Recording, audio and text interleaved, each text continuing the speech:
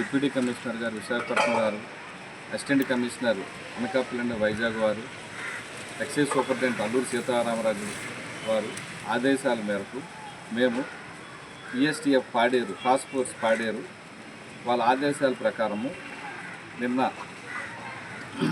వచ్చిన సమాచారం ప్రకారము ఈరోజు ఉదయం పుత్తులపుట్టు జంక్షన్లో పాడేరు మండలంలో ఒక పల్సర్ బండితో 35 కేజీలతో 2 ముద్దాయిల్ని పట్టుకున్నాము.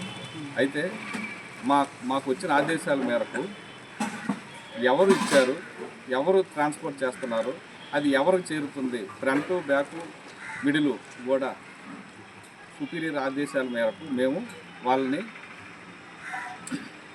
పట్టుకోవడం జరిగింది. అయితే ఒరిస్సా నుంచి ఒక అతను తీసుకొచ్చి హైదరాబాదులో ఉండే ఒక వ్యక్తికి ఇస్తున్నాడు. ఆయన దాన్ని తీసుకొని గాజువాకలు ఉండే అతను మధ్యప్రదేశ్ చెందిన వ్యక్తి, అతనికి ఈ 35 కేజీలు పట్టుకెళ్ళి అక్కడ సరఫరా చేయడానికి వాళ్ళు ప్లాన్ చేసుకున్నారు. మేము మా సిబ్బంది సహాయంతో మొత్తం చాకచక్యంగా మొత్తం ఎవరైతే ఇచ్చారో, ఎవరైతే ట్రాన్స్పోర్ట్ చేస్తున్నారో, ఇది ఎవరికైతే ఇస్తారో వాళ్ళ ముగ్గురిని కూడా చాకచక్యంగా పట్టుకున్నాము. ఇందులో గవర్నమెంట్ వారు తీసుకున్న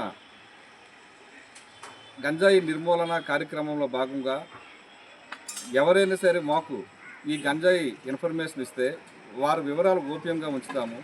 చాలా కఠినంగా ఈ గంజాయి మీద లేకుండా చేయాలనే ఉద్దేశంతో మాకు గవర్నమెంట్ వారు ఇచ్చిన ఆదేశాల ప్రకారం, మా సుపీరియర్ ఆఫీసర్స్ ఇచ్చిన ఆదేశాల ప్రకారం మేము మా సాయశక్తిలో కూడా దీన్ని నిర్మూలించడానికి ప్రయత్నం చేస్తున్నాము. వీళ్ళ ముగ్గురిని పట్టుకొని ఇప్పుడు పాడేరు స్టేషన్ వారికి మేము హ్యాండ్ ఓవర్ చేస్తున్నాము. మొత్తం దొరికిన గంజాయి ఎంత సార్? 35 కేజీలు అండి.